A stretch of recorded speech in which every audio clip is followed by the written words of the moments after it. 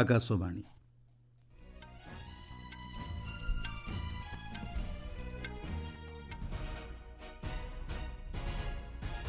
ସମ୍ବାଦ ପଢ଼ୁଛନ୍ତି ସତ୍ୟବ୍ରତ ବେହୁରା। ସୀମା ନିର୍ଦ୍ଧାରଣ ପ୍ରସଙ୍ଗ ନେଇ ହଟ୍ଟଗୋଳ ଯୋଗୁଁ ସଂସଦର ଉଭୟ ଗୃହ ଅପରାହ୍ନ 2ଟା ଯାଏ ମୁଲତବୀ। ବିଫଳତାକୁ ଲୁଚାଇବା ପାଇଁ ଡିଏମ୍କେ ସଂସଦରେ ହଟ୍ଟଗୋଳ କରୁଛି ବୋଲି କେନ୍ଦ୍ରମନ୍ତ୍ରୀ ପ୍ରହ୍ଲାଦ ଯୋଶୀଙ୍କ ଅଭିଯୋଗ। ପାର୍ସି ନବବର୍ଷ ନବରୋଜ ଅବସରରେ ଦେଶବାସୀଙ୍କୁ ଶୁଭେଚ୍ଛା ଜଣାଇଲେ ପ୍ରଧାନମନ୍ତ୍ରୀ। ନୂଆଦିଲ୍ଲୀରେ ଆଜି ଆରମ୍ଭ ହେବ ଖେଲୋ ଇଣ୍ଡିଆ ପାରାଗେମ୍ସର ଦ୍ୱିତୀୟ ସଂସ୍କରଣ ଏବଂ ଟିମ୍ ଇଣ୍ଡିଆ ପାଇଁ 58 କୋଟି ଟଙ୍କାର ପୁରସ୍କାର ରାଶି ଘୋଷଣା କଲା ବିସିସିଆଇ। ଉଭୟ ଲୋକସଭା ଓ ରାଜ୍ୟସଭାକୁ ଅପରାହ୍ନ 2ଟା ପର୍ଯ୍ୟନ୍ତ ମୁଲତବୀ ଘୋଷଣା କରାଯାଇଛି। ସୀମା ନିର୍ଦ୍ଧାରଣ ପ୍ରସଙ୍ଗ ନେଇ ଡିଏମ୍କେ ସମେତ ଅନ୍ୟ ବିରୋଧୀ ଦଳଗୁଡ଼ିକ ବିରୋଧ ପ୍ରଦର୍ଶନ କରିବା ପରେ ଉଭୟ ଗୃହକୁ ମୁଲତବୀ ରଖାଯାଇଛି। ଆଜି ଲୋକସଭା ମଧ୍ୟାହ୍ନ 12ଟାରେ ପ୍ରଥମ ମୁଲତବୀ ପରେ ଆରମ୍ଭ ହେବା ମାତ୍ରେ ଡିଏମ୍କେ ସାଂସଦମାନେ ପ୍ରସ୍ତାବିତ ସୀମା ନିର୍ଦ୍ଧାରଣ ପ୍ରସଙ୍ଗରେ ପ୍ରତିବାଦ କରିଥିଲେ। ବିରୋଧ କରୁଥିବା ସଦସ୍ୟମାନେ ଟି ସାର୍ଟ ପିନ୍ଧିଥିବା ନେଇ ପୀଠାସୀନ ଅଧିକାରୀ ଆପତ୍ତି ଉଠାଇଥିଲେ। ଡିଏମ୍କେ ସାଂସଦ ଓ କେତେକ କଂଗ୍ରେସ ସଦସ୍ୟ ହଟ୍ଟଗୋଳ କରିବାରୁ ଲୋକସଭାକୁ ଅପରାହ୍ନ 2ଟା ପର୍ଯ୍ୟନ୍ତ ମୁଲତବୀ ଘୋଷଣା କରାଯାଇଥିଲା। ଆଜି ସକାଳେ ସୀମା ନିର୍ଦ୍ଧାରଣ ପ୍ରସଙ୍ଗକୁ ନେଇ ବିରୋଧ ପ୍ରଦର୍ଶନ କରୁଥିବା ଡିଏମ୍କେ ସାଂସଦମାନେ ଅଲଗା ପୋଷାକ ପିନ୍ଧିଥିବାରୁ ବାଚସ୍ପତି ଓମ୍ ବିର୍ଲା ଆପତ୍ତି କରିଥିଲେ। ପରେ ଗୃହକୁ ମଧ୍ୟାହ୍ନ 12ଟା ପର୍ଯ୍ୟନ୍ତ ମୁଲତବୀ ରଖାଯାଇଥିଲା।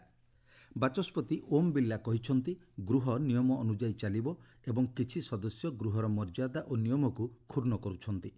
ସେ କହିଛନ୍ତି, ଗୃହ ମଧ୍ୟରେ ଟି ସାର୍ଟ ପିନ୍ଧିବା ନିୟମ ବହିର୍ଭୂତ ହୋଇଥିବାରୁ ସେ ଏହାକୁ ଅନୁମତି ଦେବେ ନାହିଁ। ଶ୍ରୀ ବିର୍ଲା ଟି ସାର୍ଟ ପିନ୍ଧିଥିବା ସଦସ୍ୟମାନଙ୍କୁ ଗୃହରୁ ବାହାରକୁ ଚାଲିଯିବାକୁ କହିଥିଲେ, କିନ୍ତୁ ଡିଏମ୍କେ ଓ ଅନ୍ୟ ବିରୋଧୀ ସଦସ୍ୟମାନେ ହଟ୍ଟଗୋଳ ଜାରି ରଖିଥିଲେ। ରାଜ୍ୟସଭାରେ ମଧ୍ୟ ହଟ୍ଟଗୋଳ ଯୋଗୁଁ ଗୃହକୁ 3 ଥର ମୁଲତବୀ ରଖାଯାଇଥିଲା। ସକାଳେ ଗୃହ କାର୍ଯ୍ୟ ଆରମ୍ଭ ହେବା ମାତ୍ରେ ପ୍ରଥମେ ମଧ୍ୟାହ୍ନ 12ଟା ପର୍ଯ୍ୟନ୍ତ, ପରେ 12:15 ଏବଂ ତୃତୀୟ ଥର ଲାଗି ଅପରାହ୍ନ 2ଟା ପର୍ଯ୍ୟନ୍ତ ଗୃହକୁ ମୁଲତବୀ ଘୋଷଣା କରାଯାଇଥିଲା। ରାଜ୍ୟସଭାରେ ମଧ୍ୟ ଡିଏମ୍କେ ସାଂସଦମାନେ ଟି ସାର୍ଟ ପିନ୍ଧିବା ପ୍ରସଙ୍ଗ ନେଇ ଅଚଳାବସ୍ଥା ସୃଷ୍ଟି ହୋଇଥିଲା। ତାମିଲନାଡୁରେ ନିଜର ବିଫଳତାକୁ ଲୁଚାଇବା ପାଇଁ ଡିଏମ୍କେ ସଂସଦରେ ପ୍ରସ୍ତାବିତ ସୀମା ନିର୍ଦ୍ଧାରଣ ପ୍ରସଙ୍ଗକୁ ନେଇ ହଟ୍ଟଗୋଳ କରୁଛି ବୋଲି କେନ୍ଦ୍ରମନ୍ତ୍ରୀ ପ୍ରହ୍ଲାଦ ଯୋଶୀ ଅଭିଯୋଗ କରିଛନ୍ତି। ସଂସଦ ବାହାରେ ଆଜି ସାମ୍ବାଦିକମାନଙ୍କ ସହ କଥାବାର୍ତ୍ତା ସମୟରେ ଶ୍ରୀ ଯୋଶୀ କହିଛନ୍ତି, କେନ୍ଦ୍ର ସରକାର ଦକ୍ଷିଣ ଭାରତ ପ୍ରତି କୌଣସି ଅନ୍ୟାୟ ହେବାକୁ ଦେବେ ନାହିଁ। ଜନଗଣନା ପରେ ସୀମା ନିର୍ଦ୍ଧାରଣ ପ୍ରକ୍ରିୟା କରାଯିବ ବୋଲି ସେ କହିଛନ୍ତି। सेंसस के बाद डिलिमिटेशन का कानून के लिए पार्लियामेंट में आएगा और honourable home minister with all responsibility and sensitiveness he has told we will not allow anything injustice to happen for the southern India. ଅନ୍ୟପକ୍ଷରେ ସୀମା ନିର୍ଦ୍ଧାରଣ ପ୍ରସଙ୍ଗକୁ ନେଇ ଡିଏମ୍କେ ପକ୍ଷରୁ କୁହାଯାଇଛି, ଦଳ ନିରପେକ୍ଷ ସୀମା ନିର୍ଦ୍ଧାରଣ ଉପରେ ଗୁରୁତ୍ୱ ଦେଉଛି। ଏହି ପ୍ରସଙ୍ଗରେ ଦଳ କେନ୍ଦ୍ର ସରକାରଙ୍କଠାରୁ ସ୍ପଷ୍ଟୀକରଣ ଚାହୁଁଥିବା କୁହାଯାଇଛି। ପାର୍ସି ନବବର୍ଷ ନବରୋଜ ଆଜି ପାଳିତ ହେଉଛି। ଶାନ୍ତି ଏବଂ ସମୃଦ୍ଧିର ପ୍ରତୀକ ଭାବେ ପରିଚିତ ଏହି ପର୍ବ ପାର୍ସି ସମ୍ପ୍ରଦାୟର ସବୁଠାରୁ ବଡ଼ ପର୍ବ। ଏହାଛଡ଼ା ନବରୋଜ ମଧ୍ୟ ଅନୁତାପର ଦିନ ଅଟେ। ଏହି ଦିନ ମନକୁ ଶୁଦ୍ଧ କରିବା ସହ ପ୍ରେମ ଓ ଶାନ୍ତିରେ ନୂଆବର୍ଷ ଆରମ୍ଭ କରିବା ପାଇଁ ଉତ୍ସର୍ଗୀକୃତ। ଏହି ଅବସରରେ ପାର୍ସି ସମ୍ପ୍ରଦାୟର ଲୋକମାନେ ପାରମ୍ପରିକ ପୋଷାକ ପିନ୍ଧି ଅଗ୍ନି ମନ୍ଦିରକୁ ଯାଇ କ୍ଷୀର, ଫଳ, ଫୁଲ ଓ ଚନ୍ଦନ ଅର୍ପଣ କରିଥାନ୍ତି। ଅଗ୍ନି ମନ୍ଦିରର ଅନ୍ୟ ନାମ ହେଉଛି ଅଗିଆରୀ। ମୁମ୍ବାଇ ଏବଂ ଉପାନ୍ତ ଅଞ୍ଚଳରେ ପାର୍ସି ସମ୍ପ୍ରଦାୟର ଜନସଂଖ୍ୟା ଅଧିକ ରହିଛି। ଆଜିର ଦିନରେ ପାର୍ସି ସମ୍ପ୍ରଦାୟର ଲୋକମାନେ ଏକତ୍ର ହେବା ଏବଂ ଏକାଠି ଭୋଜନ କରିବାରେ ସନ୍ତୋଷ ଲାଭ କରିଥାନ୍ତି। ପ୍ରଧାନମନ୍ତ୍ରୀ ନରେନ୍ଦ୍ର ମୋଦି ପାର୍ସି ନବବର୍ଷ ନବରୋଜ ଅବସରରେ ଦେଶବାସୀଙ୍କୁ ଶୁଭେଚ୍ଛା ଜଣାଇଛନ୍ତି। ଏକ ସାମାଜିକ ଗଣମାଧ୍ୟମ ପୋଷ୍ଟରେ ଶ୍ରୀ ମୋଦି କହିଛନ୍ତି, ଏହି ଦିନ ସମସ୍ତଙ୍କ ପାଇଁ ସୁଖ, ସମୃଦ୍ଧି ଓ ଉତ୍ତମ ସ୍ୱାସ୍ଥ୍ୟ ଆଣିଦେଇଥାଏ। ଆଗାମୀ ବର୍ଷ ସଫଳତା ଓ ପ୍ରଗତିରେ ପରିଣତ ହେବା ସହ ସୌହାର୍ଦ୍ଦ୍ୟର ବନ୍ଧନ ସୁଦୃଢ଼ ହେଉ ବୋଲି ଶ୍ରୀ ମୋଦି କାମନା କରିଛନ୍ତି। ବୈଦେଶିକ ବ୍ୟାପାର ମନ୍ତ୍ରୀ ଡକ୍ଟର ଏସ୍ ଜୟଶଙ୍କର ଆଜି ନୂଆଦିଲ୍ଲୀରେ ଭାରତୀୟ ଶିଳ୍ପ ମହାସଂଘ CIIର 10ମ ଭାରତ ପ୍ରକୃତ ନିୟନ୍ତ୍ରଣ ରେଖା ସମ୍ପର୍କିତ ସମ୍ମିଳନୀକୁ ସମ୍ବୋଧିତ କରିଛନ୍ତି। ସେ କହିଛନ୍ତି, ବର୍ତ୍ତମାନ ସମୟରେ ବିଶ୍ୱ ଏକ ଅନିଶ୍ଚିତ ଏବଂ ଅସ୍ଥିର ସମୟ ଦେଇ ଗତି କରୁଛି। ସେ କହିଛନ୍ତି, କୋଭିଡ୍-19 ମହାମାରୀ ଏବଂ ଏହାର ଦୀର୍ଘମିଆଦୀ ପରିଣାମ ବିକାଶଶୀଳ ଦେଶଗୁଡ଼ିକୁ ପ୍ରଭାବିତ କରିଛି। ଏହାଦ୍ୱାରା ନିରନ୍ତର ବିକାଶ ଲକ୍ଷ୍ୟ ପୂରଣ ଉଦ୍ଦେଶ୍ୟ ମଧ୍ୟ ପ୍ରଭାବିତ ହୋଇଛି। ଡକ୍ଟର ଜୟଶଙ୍କର କହିଛନ୍ତି, ଖାଦ୍ୟ, ଇନ୍ଧନ ଏବଂ ସାର କ୍ଷେତ୍ରରେ ୟୁକ୍ରେନ୍ର ସଂଘର୍ଷ ଏକ ଗୁରୁତ୍ୱପୂର୍ଣ୍ଣ କାରଣ ପାଲଟିଛି। ବର୍ତ୍ତମାନ ସମୟରେ ବିଶ୍ୱ ଅର୍ଥନୀତିକୁ ବିପଦମୁକ୍ତ କରିବାର ଆବଶ୍ୟକତା ଉପରେ ସେ ଗୁରୁତ୍ୱ ଆରୋପ କରିଛନ୍ତି। ଆପଣମାନେ ସମ୍ବାଦ ଶୁଣୁଛନ୍ତି ଆକାଶବାଣୀରୁ। ଖେଲୋ ଇଣ୍ଡିଆ ପାରା ଗେମ୍ସର ଦ୍ୱିତୀୟ ସଂସ୍କରଣ ଆଜି ଅପରାହ୍ନରେ ନୂଆଦିଲ୍ଲୀର ଇନ୍ଦିରା ଗାନ୍ଧୀ ଷ୍ଟାଡିୟମର ଜେ.ଡି. ଯାଦବ ହଲ୍ରେ ଆରମ୍ଭ ହେବ। ପ୍ରସାର ଭାରତୀର ସ୍ପୋର୍ଟସ୍ ୟୁଟ୍ୟୁବ୍ ଚ୍ୟାନେଲରେ ଉଦ୍ଘାଟନୀ ଉତ୍ସବର ସିଧା ପ୍ରସାରଣ କରାଯିବ। खेलेगा खेलेगा मेरा इंडिया, जीतेगा जीतेगा मेरा इंडिया, खेलेगा खेलेगा मेरा इंडिया, जीतेगा जीतेगा मेरा इंडिया। ରାଜଧାନୀ ଦିଲ୍ଲୀର 3ଟି ସ୍ଥାନରେ ଦ୍ୱିତୀୟ ଖେଲୋ ଇଣ୍ଡିଆ ପାରା ଗେମ୍ସ ଆରମ୍ଭ ହେଉଥିବା ବେଳେ 6ଟି କ୍ରୀଡ଼ା ବିଭାଗରେ 1300ରୁ ଅଧିକ ପାରା କ୍ରୀଡ଼ାବିତ୍ ଭାଗ ନେବେ। ଏହି କ୍ରୀଡ଼ାରେ 350ରୁ ଅଧିକ ସହାୟକ କର୍ମଚାରୀ ଅଂଶଗ୍ରହଣ କରିବେ। ଗତକାଲି 200ରୁ ଅଧିକ ସ୍ୱେଚ୍ଛାସେବୀ ଜେଏଲ୍ଏନ୍ ଷ୍ଟାଡିୟମରେ ଏକତ୍ର ହୋଇ ମକ୍ ଡ୍ରିଲ୍ ଏବଂ ବ୍ୟାୟାମରେ ଅଂଶଗ୍ରହଣ କରିଥିଲେ, ଯାହାଫଳରେ ସେମାନେ ପାରା ଆଥଲେଟ୍ମାନଙ୍କୁ ସମସ୍ତ ପ୍ରକାରର ସହାୟତା ଯୋଗାଇ ଦେଇପାରିବେ। ଇତିମଧ୍ୟରେ ଆଜି ସକାଳୁ ଇନ୍ଦିରା ଗାନ୍ଧୀ ଷ୍ଟାଡିୟମରେ ପାରା ବ୍ୟାଡମିଣ୍ଟନ କ୍ରୀଡ଼ା ପ୍ରତିଯୋଗିତା ଆରମ୍ଭ ହୋଇଯାଇଛି। ଜବାହରଲାଲ ନେହେରୁ ଷ୍ଟାଡିୟମରେ ଆସନ୍ତାକାଲିଠାରୁ ପାରା ଆଥଲେଟିକ୍ସ ଓ ଶନିବାରଠାରୁ ପାରା ଆର୍ଚରୀ ଓ ରବିବାରଠାରୁ ପାରା ପାୱାର ଲିଫ୍ଟିଂ ଆରମ୍ଭ ହେବ। ମାର୍ଚ୍ଚ 25ରୁ ଇନ୍ଦିରା ଗାନ୍ଧୀ ଷ୍ଟାଡିୟମରେ ପାରା ଟେବୁଲ୍ ଟେନିସ୍ ପ୍ରତିଯୋଗିତା ଅନୁଷ୍ଠିତ ହେବ। ଆସନ୍ତାକାଲି ଡକ୍ଟର କରନି ସିଂ ସୁଟିଂ ରେଞ୍ଜରେ ପାରା ସୁଟିଂ ଅନୁଷ୍ଠିତ ହେବ। ଚଳିତ ପାରା ଆଥଲେଟିକ୍ସ ପ୍ରତିଯୋଗିତାରେ ଫୁଟବଲକୁ ବାଦ୍ ଦିଆଯାଇଛି। ପାରା ଆଥଲେଟିକ୍ସ ଗେମ୍ସର ଖେଳଗୁଡ଼ିକ ଦୂରଦର୍ଶନ ଚ୍ୟାନେଲଗୁଡ଼ିକରେ ସିଧାସଳଖ ପ୍ରସାରିତ ହେବ।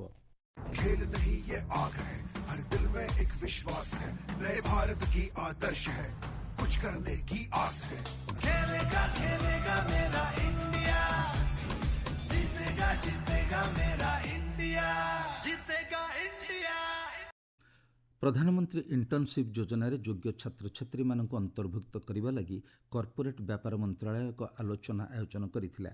ଏଥିରେ ଆବେଦନ ପର୍ଯ୍ୟାୟରେ ଛାତ୍ରଛାତ୍ରୀମାନଙ୍କ ବିଭିନ୍ନ ପ୍ରଶ୍ନର ଉତ୍ତର ଦେବା ସହ ମନ୍ତ୍ରଣାଳୟର ଉଦ୍ଦେଶ୍ୟ ସମ୍ପର୍କରେ ଛାତ୍ରଛାତ୍ରୀମାନଙ୍କୁ ଅବଗତ କରାଯାଇଥିଲା। ପ୍ରତ୍ୟେକ ସପ୍ତାହରେ ମନ୍ତ୍ରଣାଳୟ ଏଭଳି ମୁକ୍ତ ଆଲୋଚନା କରିବାକୁ ଯୋଜନା କରିଛି, ଯାହା ଛାତ୍ରଛାତ୍ରୀମାନଙ୍କ ଇଣ୍ଟର୍ଣ୍ଣସିପ୍ ସମ୍ବନ୍ଧୀୟ ପ୍ରଶ୍ନର ଉତ୍ତର ପ୍ରଦାନ କରିବ ବୋଲି ଜଣାପଡ଼ିଛି। Reserve bank governor Sanjay Malhotra ସହରାଞ୍ଚଳ ସମବାୟ ବ୍ୟାଙ୍କଗୁଡ଼ିକୁ ସୂଚନା ଓ ପ୍ରଯୁକ୍ତି ବିଦ୍ୟା ଏବଂ ସାଇବର ସମ୍ବନ୍ଧୀୟ ବିପଦଗୁଡ଼ିକ ବିରୋଧରେ ସତର୍କ ରହିବା ଲାଗି ପରାମର୍ଶ ଦେଇଛନ୍ତି। ସେ ଗ୍ରାହକମାନଙ୍କୁ ଉଚ୍ଚମାନର ସେବା ଯୋଗାଇ ଦେବା ଉପରେ ଗୁରୁତ୍ୱ ଆରୋପ କରି କହିଛନ୍ତି, ସହରାଞ୍ଚଳ ସମବାୟ ବ୍ୟାଙ୍କଗୁଡ଼ିକ ସେମାନଙ୍କ ଦାୟିତ୍ୱ ପ୍ରତି ସଚେତନ ରହିବାର ଆବଶ୍ୟକତା ରହିଛି। ଆଜି ସାରା ବିଶ୍ୱରେ ଆନ୍ତର୍ଜାତିକ ଖୁସି ଦିବସ ପାଳନ କରାଯାଉଛି। ସମଗ୍ର ବିଶ୍ୱରେ ମଣିଷ ଜୀବନରେ ସୁଖ ଓ କଲ୍ୟାଣର ସାର୍ବଜନୀନ ଲକ୍ଷ୍ୟ ଓ ଆକାଂକ୍ଷା ଭାବରେ ପ୍ରାସଙ୍ଗିକ ନୀତିକୁ ସ୍ୱୀକୃତି ଦେବା ପାଇଁ ଏହି ଦିବସ ପାଳନ କରାଯାଏ। ଚଳିତ ବର୍ଷ ଏହି ଦିବସର ବାର୍ତ୍ତା ରହିଛି ଯତ୍ନ ନେବା ଏବଂ ଭାଗିଦାର ହେବା। ଆନ୍ତର୍ଜାତିକ ଖୁସି ଦିବସ ଅର୍ଥନୈତିକ ଅଭିବୃଦ୍ଧି ପାଇଁ ଏକ ସମାବେଶୀ ଏବଂ ସନ୍ତୁଳିତ ଆଭିମୁଖ୍ୟର ଆବଶ୍ୟକତାକୁ ମଧ୍ୟ ଗ୍ରହଣ କରିଥାଏ। ଏହାଦ୍ୱାରା ସ୍ଥାୟୀ ବିକାଶ, ଦାରିଦ୍ର୍ୟ ଦୂରୀକରଣ ଏବଂ ସମସ୍ତ ଲୋକଙ୍କ କଲ୍ୟାଣକୁ ପ୍ରୋତ୍ସାହନ ମିଳିଥାଏ। ଚଳିତ ବର୍ଷର ଆଇସିସି ଚାମ୍ପିୟନ୍ସ ଟ୍ରଫି ଜିତିବା ପରେ ଭାରତୀୟ cricket control board BCCI team India ପାଇଁ 58 କୋଟି ଟଙ୍କାର ପୁରସ୍କାର ରାଶି ଘୋଷଣା କରିଛି। ବିସିସିଆଇ ପକ୍ଷରୁ କୁହାଯାଇଛି, ଏହି ଆର୍ଥିକ ମାନ୍ୟତା ଖେଳାଳି, ପ୍ରଶିକ୍ଷକ, ସହଯୋଗୀ କର୍ମଚାରୀ ଓ ଚୟନ ସମିତିର ସଦସ୍ୟମାନଙ୍କୁ ସମ୍ମାନିତ କରିବା ପାଇଁ ଉଦ୍ଦିଷ୍ଟ।